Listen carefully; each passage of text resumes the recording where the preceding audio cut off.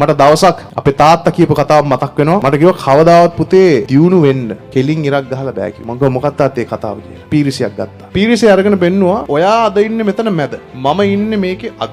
මෙතන ඉඳන් මෙතනට එන්න ඕනේ නම් ඔයා කරන්න ඕනේ අද ඔයා ඉන්න තැන පොඩි සර්කල් එකක් හදන්න. ඒ පොඩි සර්කල් එක හදලා දවස ගානේ ඒ සර්කල් එක ලොකු කරන්න. කන්ටැක්ට්ස් ටික වැඩි කරන්න. නෙට්වර්ක් එක වැඩි කරන්න. සේල්ස් ටික වැඩි කරන්න. ඔක්කොම වැඩි කරගෙන යනකොට නිකම් ඔයා මේකේ අගට එනවා. නමුත් මෙතෙන් නම් කෙලින් ඉරක් කවදාවත් ගහන්න බෑ. ඒ නිසා අද දවසේ මොනවද තියෙන්නේ? ඒක හෙට චුට්ටක් වැඩි කරගන්නේ කොහොමද? තව පොඩ්ඩක් දියුණු කරගන්නේ කොහොමද? තව අඩියක් ඉස්සරහට තියන්නේ කොහොමද? ඒක කරගෙන යනකොට අපි දන්නේම නැතුව අතන්ට යනවා. ෂෝට් කට් ගහන්න බෑ. අපි ගමනක් යනකොට රැට යන්නේ, කරුවලේ යන්නේ. අපේ තියෙන වාහනේ හෙඩ්ලයිට් එක විතරයි. කොළඹ ඉඳන් කතරගම යනවා. කතරගම වෙන්න ඕනේ නැහැ. අපිට පේන්න ඕනේ ඊළඟ අඩි 20 විතර. එච්චරනේ පේන්නේ. ඊළඟ අඩි 20ද 30ද 40ද ඒක පෙවුනොත් ඇති. ඒ ටික බලාගෙන යනකම් යන තැන කොහෙද කියලා අපි දන්නවනේ අපිට යන්න පුළුවන්. ඊළඟ අඩි 20 පෙවුනොත් ඇති. යන ගමන කොහෙද යන්නේ කියලා දැනගෙන යන්න ඕනේ. ඒ නිසා තමයි කතාවක් තියෙන්නේ. දැනගෙන ගියොත් කතරගම, දැනගෙන ගියොත් අතරමඟ කියලා. අන්තිම වෙනකන් පේන්නකම් බලන් හිටියොත් කවදාවත් පිටත් වෙන්නේ නැහැ. ඒ නිසා තමන් ඒ යන ගමනාන්තේ